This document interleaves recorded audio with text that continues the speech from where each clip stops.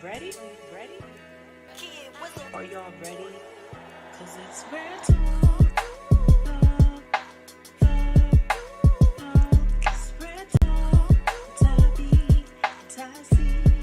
Hey, it's real talk. Rare, authentic, real experiences. Welcome, welcome, welcome. We are here with another fabulous episode of It's Rare Rare Talk. talk. Hey Yes, y'all. indeed. So we are here with co-host, Tabby. and I'm Ty C. So I am excited. We are excited, cousin. I'm going to let you introduce our special guest on today. Yes, y'all. So thank you all that are on. Listen, I don't usually do this because my mind don't be on it, but I'm going to tell y'all tonight. Y'all want to share this.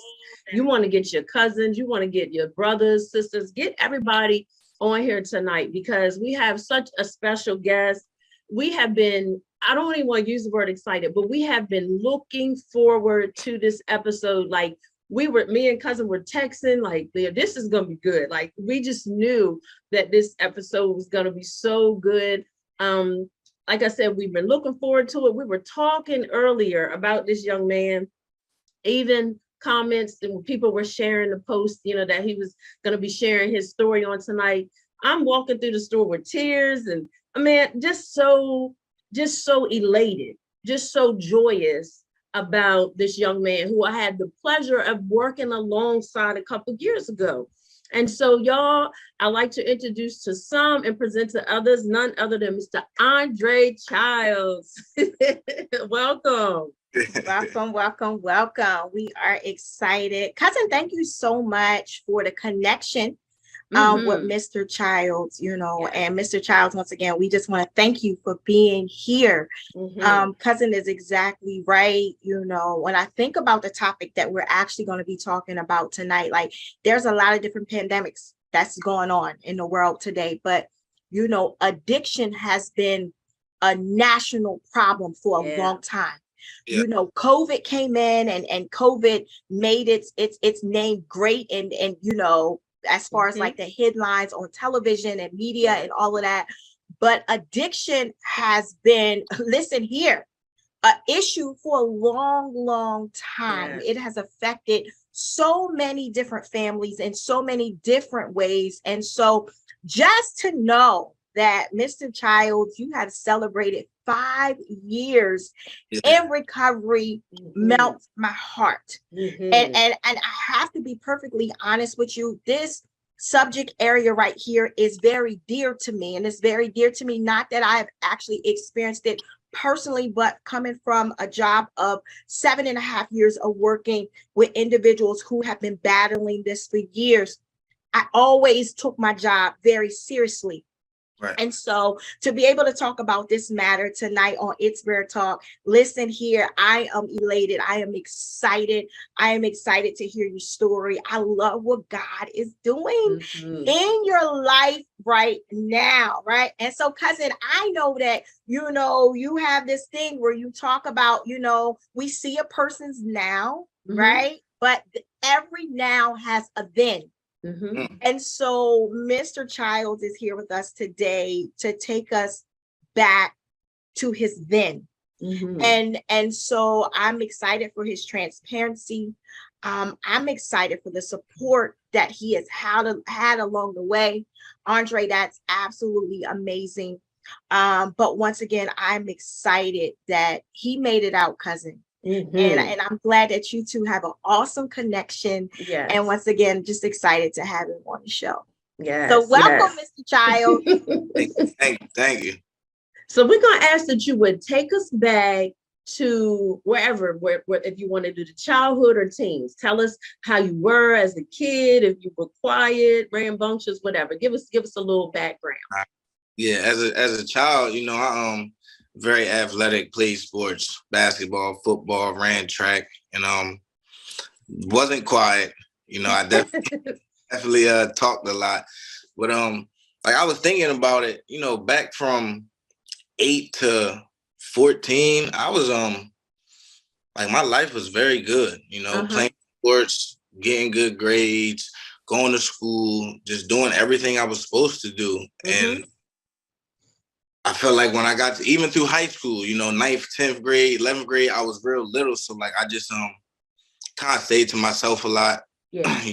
Played sports, stayed to myself because my sister, you know, she graduated in 2004, went to Hampton University, was always making honor roll, dean's list. Like, so I felt like, man, I have to stay on top of myself because like, you know, she out here like doing her thing, and things didn't end up that way. And sometimes I sit back and I ask myself, you know, maybe I didn't feel like I was good enough. You know what I'm saying? And that's maybe what transpired to send me in the wrong direction. So, you know, my childhood as a young child, everything was fine. My teenage years is when things started to take a turn.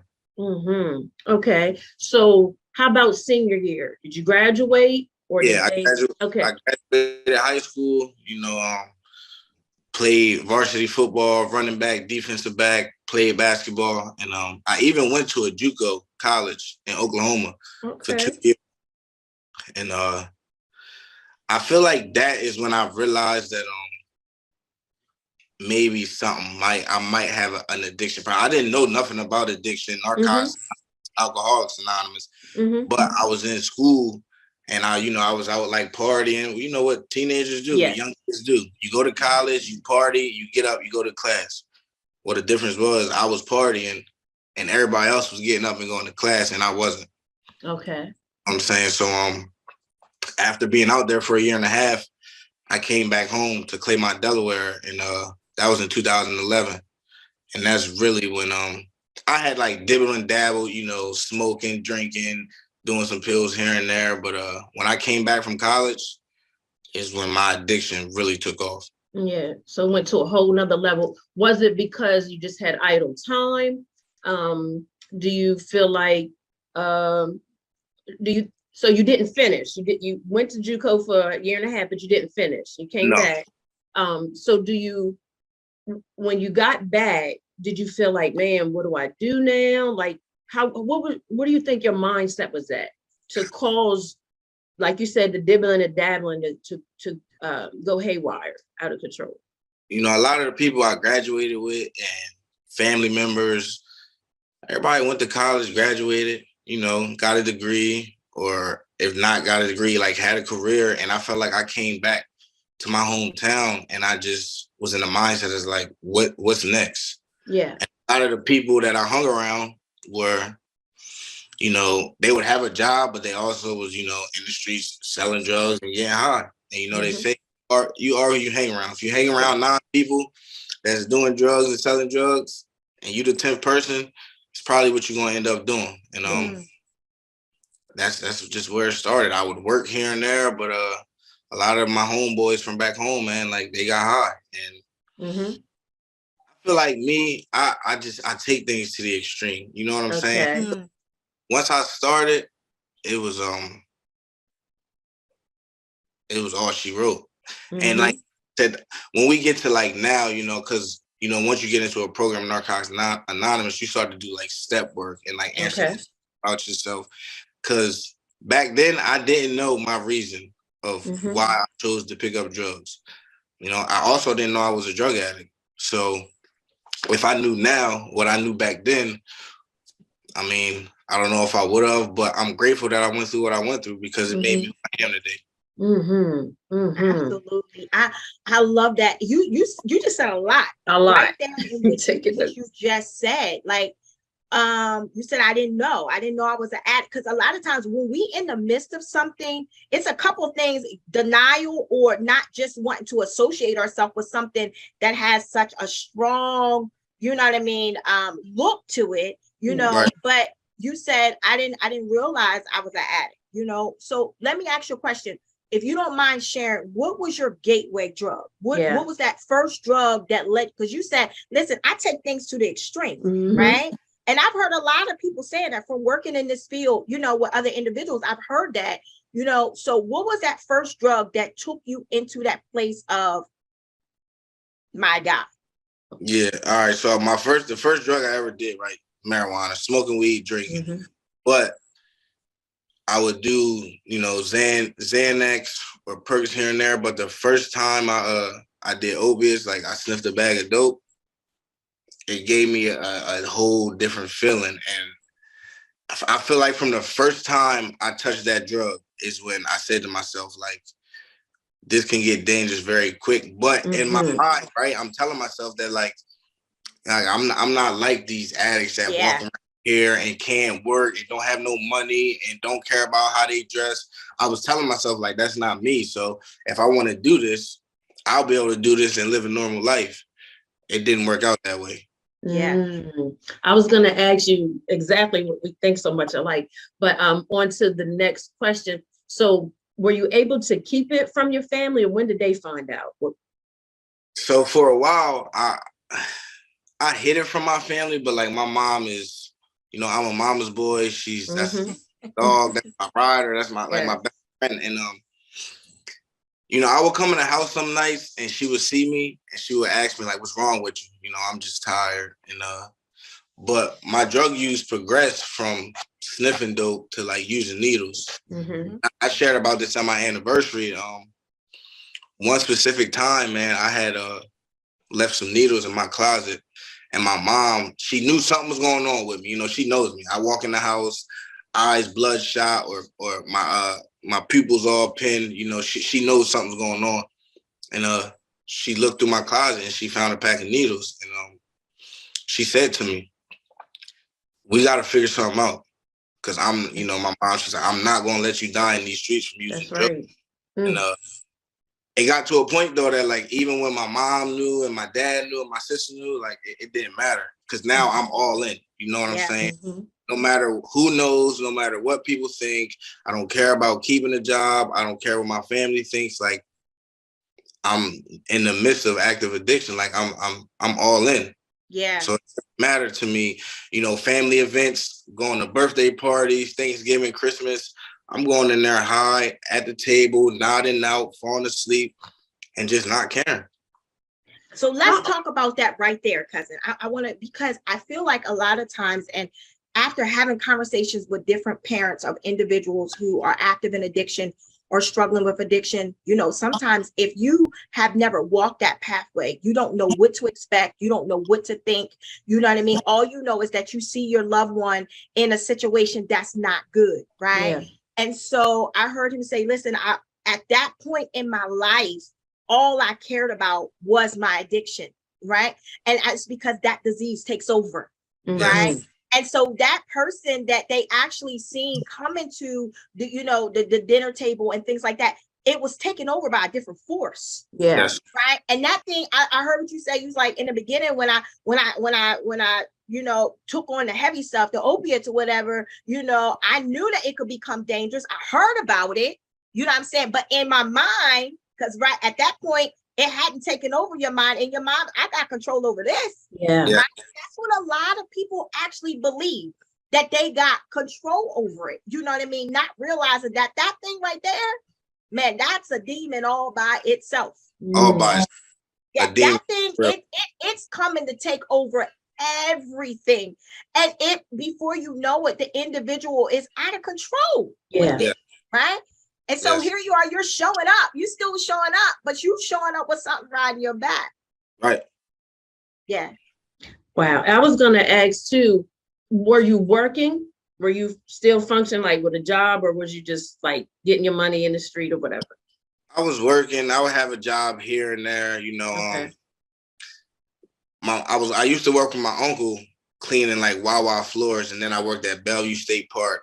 Worked there for about 4 months, got fired. Worked at Stanley's, a restaurant. Worked there for about 7 months, got fired. I would have a job, but I could never keep a job because if I woke up one day and I didn't have no drugs, there was no way I was going to work. And if I did go to work, I would try to find a way to either leave work and go use, leave work and go find some money, steal some money and go use. It was just, I couldn't keep a job if I didn't have drugs. I couldn't do nothing in life. But like she was saying, it was really a demon that took over my body. Like if I wake up today and I don't get no drugs in my body, I will not be a productive person.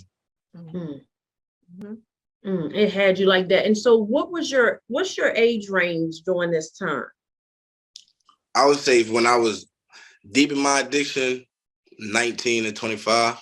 Wow. Wow. 19 to 25. Okay. Mhm. Okay. And so during that time, did you ever seek out like try to get any help that, I know your mom was on you and your family, but did you ever go into a facility at that time? Did you ever try, how, because sometimes somebody would try something for 30 days and that didn't happen. So did you try anything? I went to a treatment in Pennsylvania in 2014. I went 2 different times. The first time I went, I completed. I stayed there for 18 days. But at this point, I really was just going because I was trying to make my mom happy. Mm-hmm. You know what I'm saying? And I knew in my mind that like I was on like a little vacation. The day I left that rehab, I used. Mhm. And my mom is one of them type of ladies where like, okay, I'm a grown man. She telling me when I can and can't leave the house. And in my mind, I'm like, I'm not. When it comes to getting what I want, I'm going to do what I want. And she would try to keep tabs on me and try to get me jobs to work with people she was close to. But at the end of the day, the only way I was going to stop using is when I was ready. So I went to that treatment for 18 days, completed and used. I went back to that same treatment in 2015, and I was there for 3 days, and I left. And I got high as soon as I got in the car with the person that picked me up. Before we get deep into the interview, I need to shout out your mother. Yes, Mom. Right? I've never met your mom in person, never had a conversation with your mom, but I need to shout her out, right? And is your mom Miss Wanda? Yes. The reason why I want to say that is because like I told you prior, I was reading the comments on our Facebook page, and I can tell that your mom loves you. 100%. I can tell that your mom is one of your biggest cheerleaders. And from a mom to a mom, I get it. Yeah. Right? All she wanted to do was protect her seed. That's it. Right? And she was riding with you. I want to tell you something. Consider yourself blessed, because I've seen a lot of individuals whose support system fell off because they couldn't handle the fact that their child was in active addiction. Mm-hmm. And so for your mom to continue to ride that thing out with you to the point to where you are now, listen, Miss Wanda, shout out to you. Shout out to you. And so I just wanted to stop and say that and give her flowers. Wow. She's here. I'll add to that, because working with Andre, I know he loves his mom. He loves his mom. He's very family oriented. Yeah. And so I just wanted to highlight that we know mom did her part, we know this was not her fault or her doing. This was choices that you made, Absolutely. When you strong-willed and you have this mindset, I'm going to do what I want to do. That's, what I'm saying? Because even us, I guess we could call ourselves mama bears, because our kids are grown. My youngest is 16, but I'm still like that. Andre, me and Tonette, our boys they're knocking on 30, but we still like, where you, you know what I mean? Where you at? Because it's a different world, you know what I mean? Yeah. And I commend your mom for that. I'm not losing my son, because that's our mindsets with our boys, you know what I mean? So yeah, that's a lot with that. Yes. A lot with that. But I like what he said, cousin, not to cut you off. No, he said, first of all, he respected his mom enough to try to go, for the simple fact because he knew that would please her. Yeah. But to all of our viewers and individuals who are active in addiction right now, because cousin, we here to throw a line of hope. Oh yeah. Right, Andre, that you are part of the line of hope for individuals who still are part of your then. See, you've crossed over, but it's still some individuals that's still fighting in that place that we're talking about where you used to be. And so what you are doing now is you are physical hope for people to show that I've been there, done that, understand it all, right? But I also know that there is a way out, right? And so, cousin, I like when he said, I went there, because I knew it would make my mom happy, but I didn't go there because I wanted to go. That's right. Right. That's right. So we know that makes a difference in the treatment. That makes a difference in the recovery process. If that's not from your heart, right? If that's not something that you want to do personally, listen here, it doesn't give you that result that you're looking for. Not at all. Not at all. So we want to move forward. We want you to get us to your lowest, like that. I couldn't believe I got here. What was your lowest? I would say I went to Warwick in 2015. So in 2015 was when I'm talking about walking around. I haven't had a haircut for like 7 or 8 months. Track marks all on my arms, on my leg. I'm probably weighing in at like 105 pounds. And at a point in my life where like I didn't want to work, I'm 24, ready to turn 25. And like I'm calling my mom at nighttime, asking her, can she stop at McDonald's and get me a double cheeseburger from McDonald's? Like I'm a grown man with no money in my pocket, not eating, not caring what I look like. If I wanted to go get a haircut, I have to call my dad and try to get some money. I was hopeless. Like I'm talking about down bad, man. And at that time and point, like I didn't really have no hope. Like if I'm being honest, it was times when like I would stick a needle in my arm and like I would hope, maybe maybe this will be it, because I'm tired of suffering and I don't know how to get clean. I went to treatment, that didn't work, and I was okay at 24 years old. That like, man, I'll probably die before I'm 25 as a drug addict, and I'm all right with that. But in all reality, I really wasn't okay with that. I was just so far gone in active addiction that I just didn't want to live no more. Jesus. Jesus. The battle became that severe. Yeah. And I believe what you are saying, you gotta excuse me, because man, this topic makes me emotional, because I want to see people win. I want to see people free, and I want to see people healed. And I believe what you just said is what a lot of people feel on the inside. Yeah. You're speaking, you are able to verbalize now what so many people really want to say. Yes. Right? But you said, I'm saying this, but this is not, there's another part of me saying that I do want to live, but I can't kick this thing. Yeah. This thing is too heavy. This thing has overtaken me. This thing has taken me to my lowest point of just not caring. Yeah. Right? And so here we are. That is a very low point. Yeah.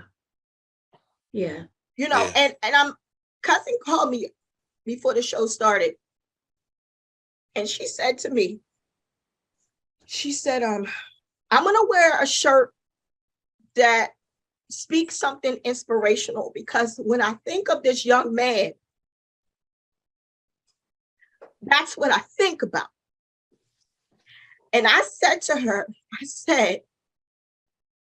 there's a call on his life. Yes.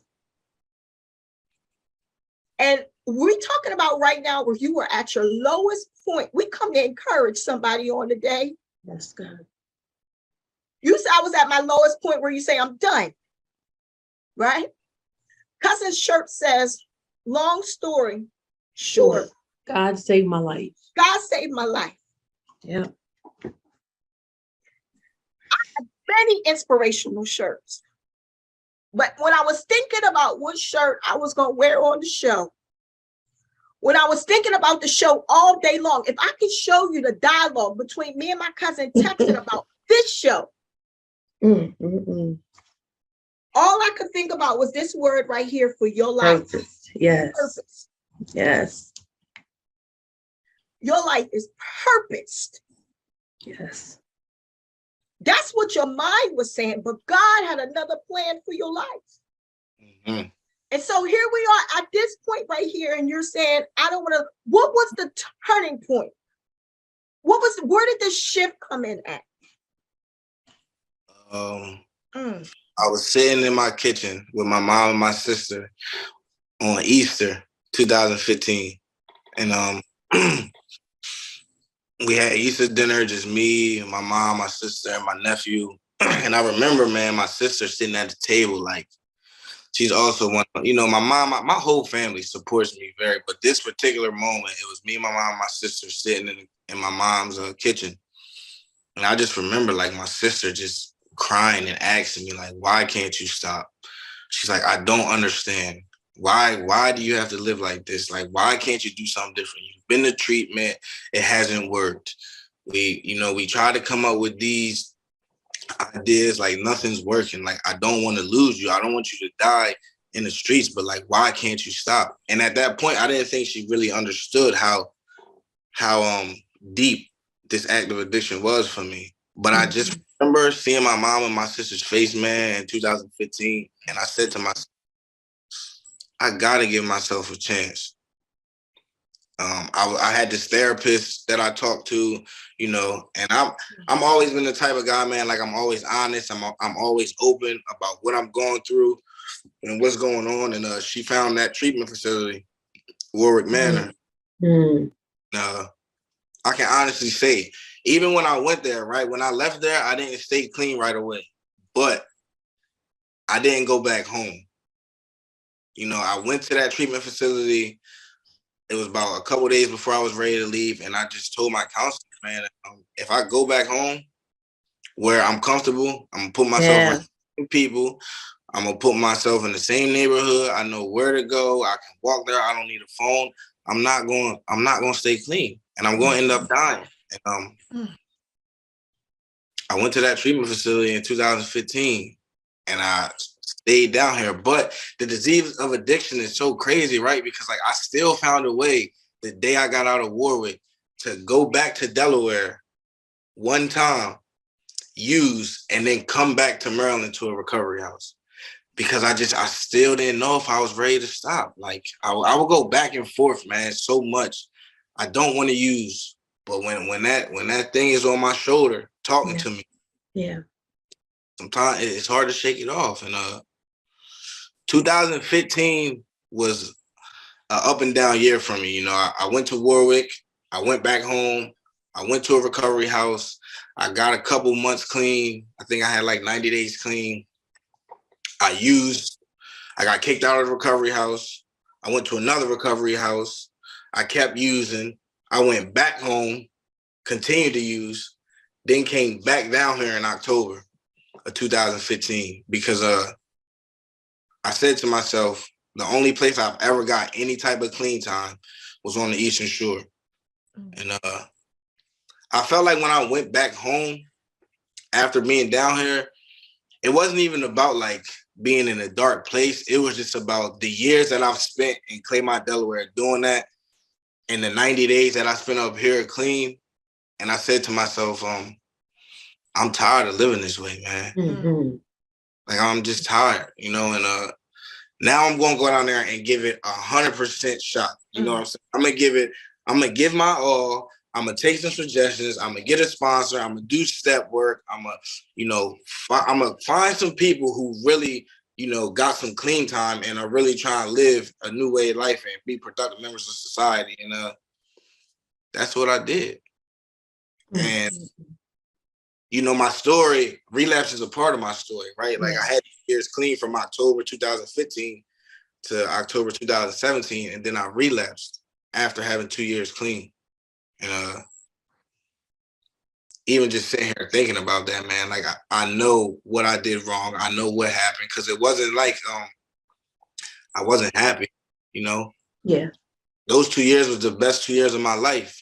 But for me, when I started dealing with somebody back home, and I like kind of like disconnected myself from the program of Narcotics Anonymous, from my the people in my recovery house, my sponsor, my sponsees, and I started hanging back around with the same dudes I hung with when I was in active addiction. But I thought I was okay because I had 2 years clean.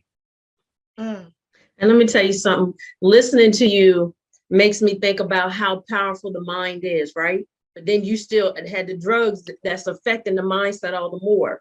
You know, they always say a mind is a terrible thing to waste, but the mind is very powerful. That mind have us doing all kind of stuff. But I commend you sharing that part, because a lot of times you know, we can miss detail, and you just shared some detail right there. And like cousin said, we just appreciate your transparency so much. And we definitely believe that you're helping some people. I want to share something with you that I realized about the word recovery, because we hear it, but a lot of times people just think what people have their own, you know, definition of what recovery is. But this is what I found out about recovery. It's about the get back. That's in Latin, that's what it is. It's get back. It's getting back and getting back what we lost. Now, my struggles weren't your struggles. I don't have your story, but I definitely had some things that I had to recover from. So I had to get myself back together, my mind, you know, healing, all that stuff. Everybody has a different journey, and this one just happened to be yours. But I think about how, you know, you persevered, you know, even when you didn't know what that was going to look like, you know, and you could have just quit and gave in. But, and as cousin said earlier, God had a plan. Even when you thought that needle, one of them last needles was going to be it, God said, not so. See, when he has a plan, it doesn't even matter what the enemy does. It won't work. It'll form.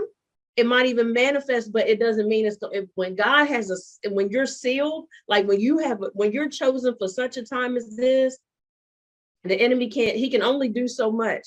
But just the fact that you kept persevering, and guess what? God knew all along that heart.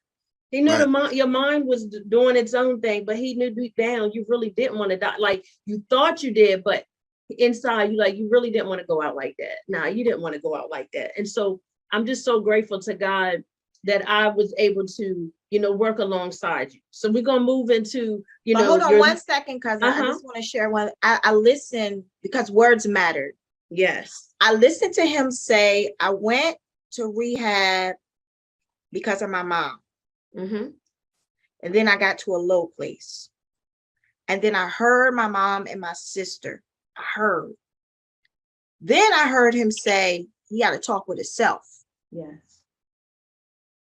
Mm-hmm. I'm tired of this. Yes. Mm-hmm. For all those that are watching and viewing and want out, you got to have a conversation with yourself and mean it. I heard him say, I want out. Mm-hmm. And then he started to seek out places of his. See, once you have that mindset, once he was ready to shift, didn't say the opposition wasn't going to come, right? But he was ready to shift. And then I heard him say he went, and then he realized he couldn't go back. To the same. He was able to identify some triggers, yes. some red flags. I can't go back home. If that place is not safe for me. It's true that you really do have to change people. You do, places and things. Yeah. It's necessary for survival. Very. Right? He wasn't strong enough to go back to those places yet. And now he's starting to admit some things to himself. Mm-hmm. Now he's realizing he's now talking to the man who he sees in the mirror. Yeah. Right? And now we're starting to see results. Yes. Did he fall? Yeah, he fell. Mm-hmm. But he was able to say, okay, wait, I see why that happened. No longer making excuses. That's right. All right. But so he was trying to find solutions then. That's basically, it was the like mindset has shifted. That's right. You got to shift the mindset. It's important to shift the mindset. Yep. Right? Until you shift your mindset, it don't matter what nobody say. Mm-hmm. That's it. And also another thing is the shifting of the mindset allowed room for God to move. Yeah. See, I believe there's a lot of people that addiction, and Andre, you can, you know, comment on it. There's a lot of people that addiction has took out of here. Oh, yes. Yeah. A lot of individuals have died, unfortunately, from overdose. Mm-hmm. It's happened. It's true.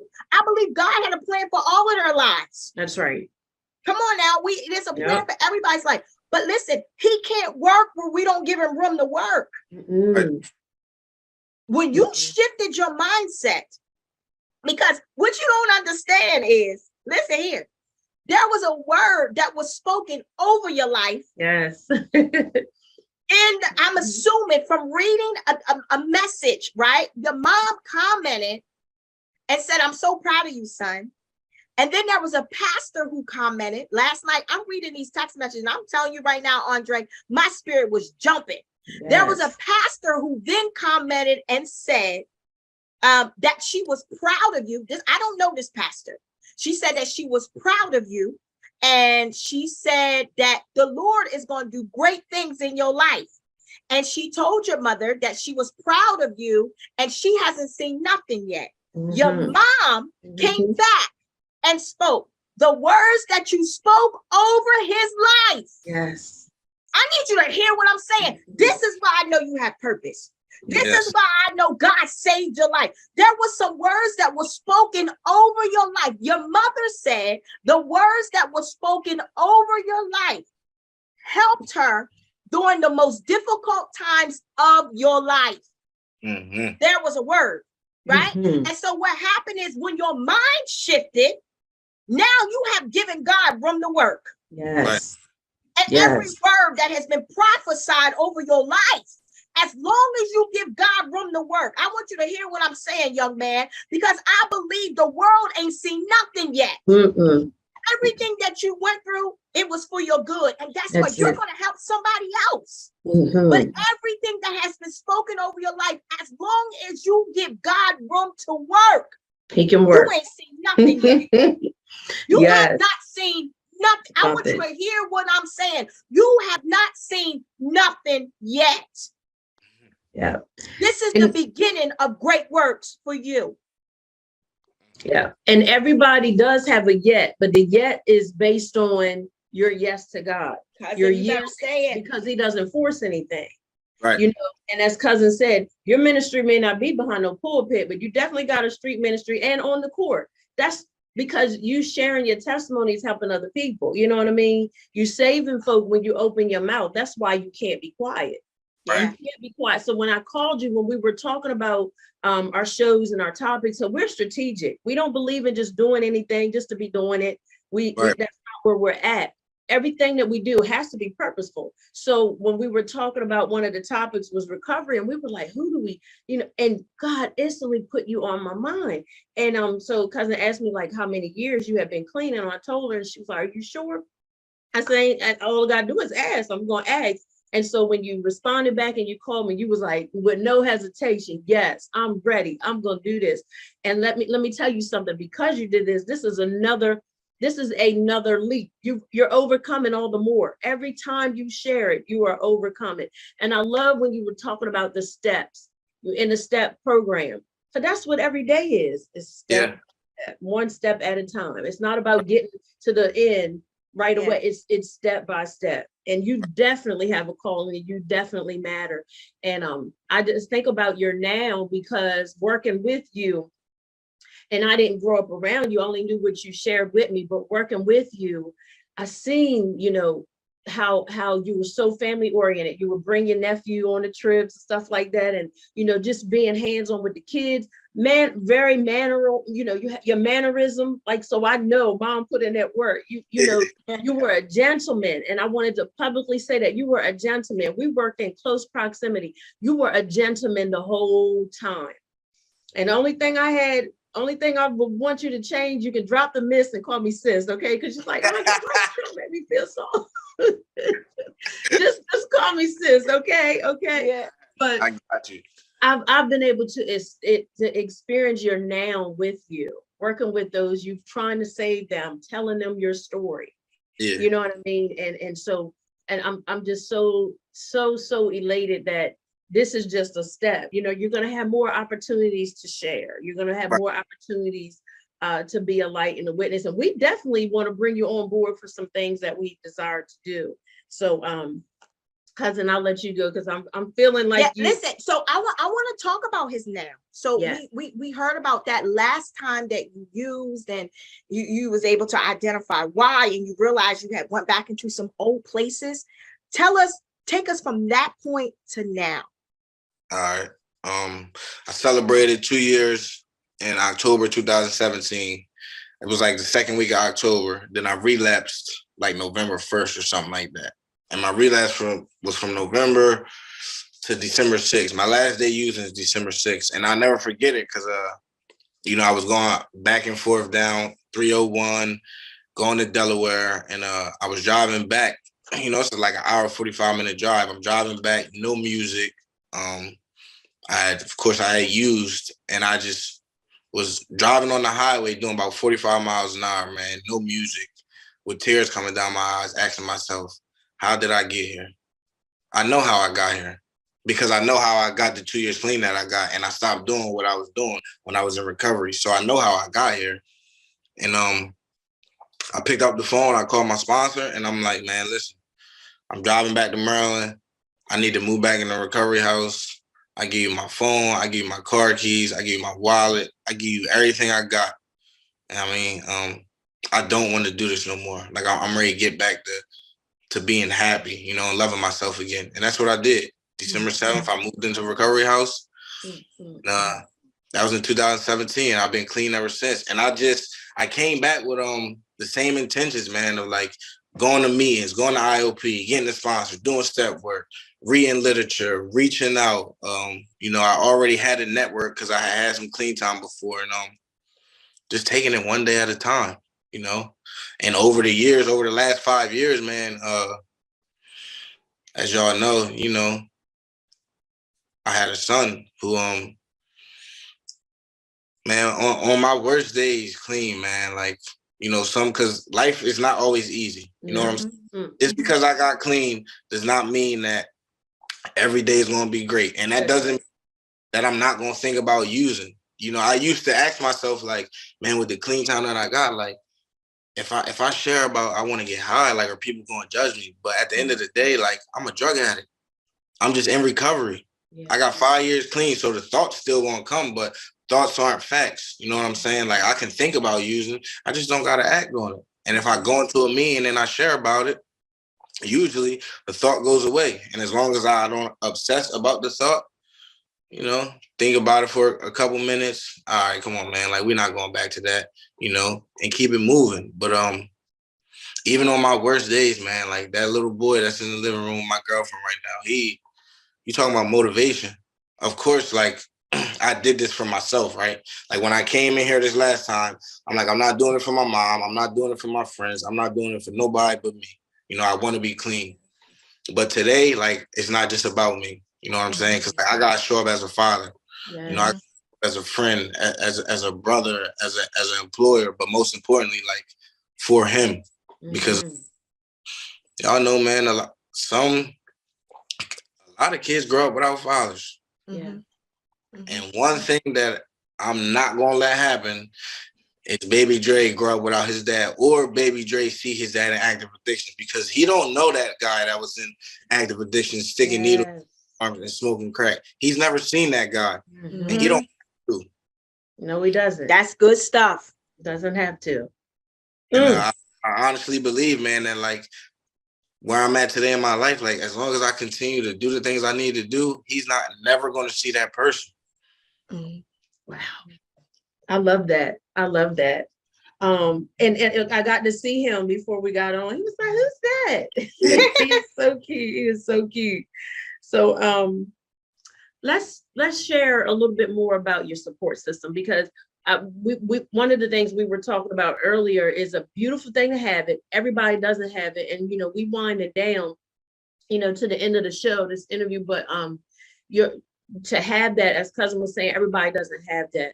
How does that make you feel? How does that make you feel? Makes me just feel loved, you know, and it also reminds me that, like, the things that my mind was telling me when I was in active addiction wasn't true. You know, that was just me being caught up in the grips, because I could easily say, like, oh, my family don't care about me. My family doesn't love me, so I'm gonna go get high. Like, nah, that wasn't the case, because as you can see, like, my family shows up. I got NA family that's not intermediate family, but I mean, they show up on a daily basis. When I celebrated 5 years clean, man, my family it was like 30 of them that came down here to drive 2 hours to Cambridge, Maryland, to sit in the church and listen to me share my story. Wow. And I truly believe that if it wasn't for my Narcotics Anonymous network, man, like, the guys in my network who I can get vulnerable with, it's been multiple dudes that I'm talking about, I've like real tears cried on their shoulders, or vice versa. And, you know, as men growing up or coming in Narcotics Anonymous, we got this mask on that, like, oh, we can't get vulnerable with another dude. We can't cry to, you know, they'll think we're soft, but like all that, for me, that was just a mask, man. Today, like, all my homeboys in Narcotics Anonymous to tell you that I go in the meeting, I share with them, I share in the meeting, I cry on their shoulders, I cry in the meeting, because like at the end of the day, I'm willing to do whatever it takes to get another day clean. Yeah. Yeah. Yeah. One day at a time, man. That's all we're required to do. That's it. When we try to live more than one day at a time, that's too much. Yeah. That's all. It's too weighty. It's too heavy. Even for those who are not struggling with addiction, all we are required to do is live one day at a time. That's it. One day at a time. And so just know, we encourage all of our listeners, just know if you have that support system, reach out to them. You know what I mean?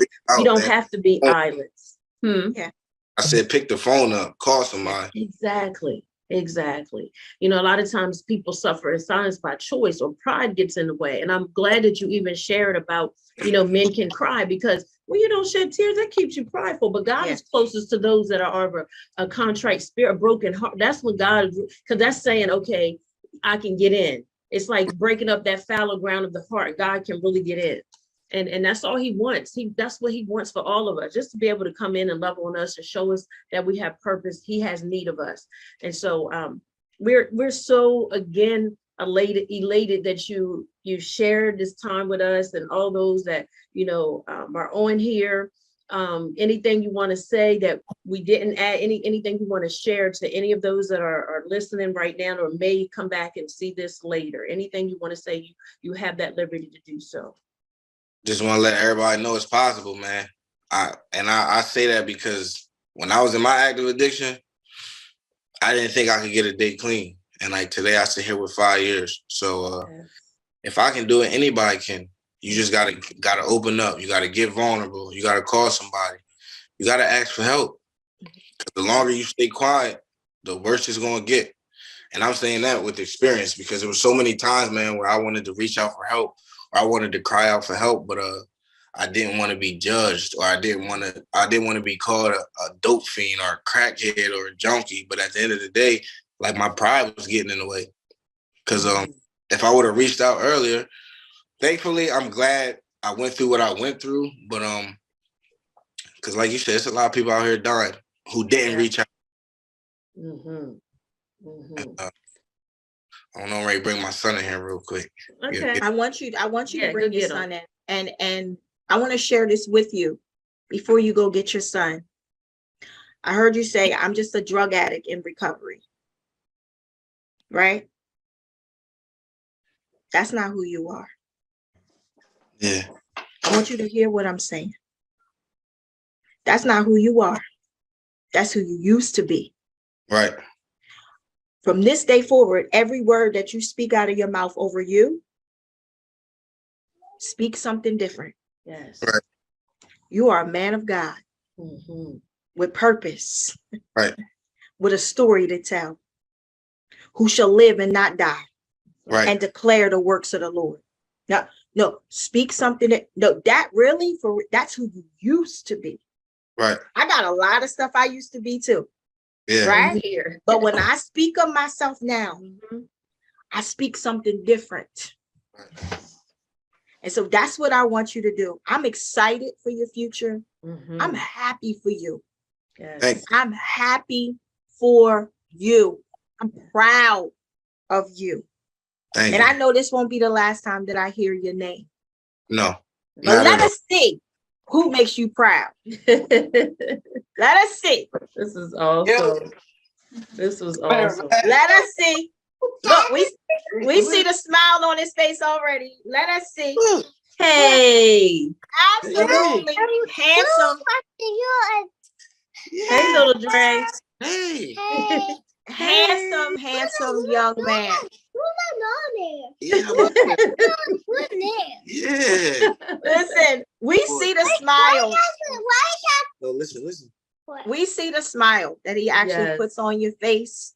Continue to be that great father. Continue to make memories with him. Right? Remember what you said. What he don't know, he don't have to know. It's a fact. You continue to make life great for you and him. Hi, little Andre. How are you doing? Nice to meet you, sir. Nice to meet you. It's here. He be talking. Here. Hmm? Why got that in here? The light. They Why you need got the- that in here? That's Don't a you love that blessing. curiosity? I Yes, love it. that's a blessing. Go So, ahead, cousin. I'm just gonna say, so again, Andre, we appreciate you. We want you to stay motivated, stay encouraged. Remember, it's a one day at a time. And when you said something to the viewers about reaching out, anybody that's struggling, because when we hungry, a closed mouth don't get fed. So when we hungry, we're gonna open up our mouth and say something. So if we want something different, we do need to open up our mouths and just ask for help. Let's get that pride out of the way. So Right. again, thank you. We appreciate you. We want you to enjoy this holiday time. Love on your family. Tell your mom we said hello, because next year, Lord willing, when we host our live recording, we want you in the place. We want you to bring Absolutely. your family. We're Okay. gonna have some things for you, so we will give you details. But reach out if you ever need us. We appreciate you so much. Absolutely. Until next time, y'all. It's Rare Talk. Hit us up at itsraretalk@gmail.com. Follow us, share. Y'all share this. This was so good. This was so good. Until next time. I truly appreciate y'all. Absolutely. Listen here. Keep doing it, man. I got you. Keep doing it. Keep doing that. Proud of you. Until next time, it's Rare Talk, y'all, where everything is rare, authentic, real experiences. We are so grateful for the interview with Andre Childs. Until next time. That's what it is, y'all. Be blessed. All right. Ready? Are y'all ready? Cause it's Rare Talk. It's Rare Talk. Tabby, Tassie. Hey, it's Rare Talk. Rare, authentic, real experiences. That's what it is.